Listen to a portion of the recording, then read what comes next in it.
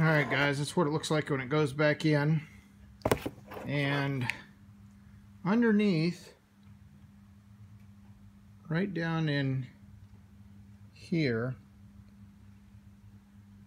as you can see, it slides into that last plastic piece right there.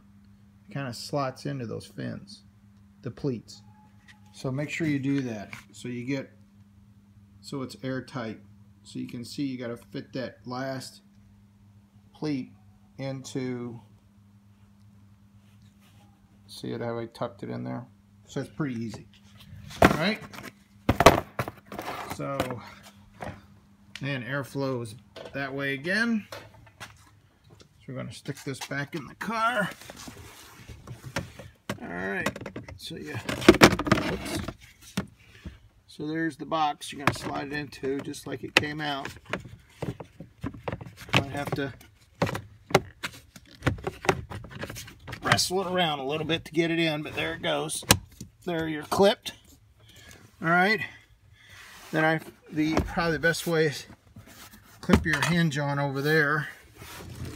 And then you got this little arm over here. So probably the best thing on this is going to be grab it and extend it. And then slide it into that peg right there.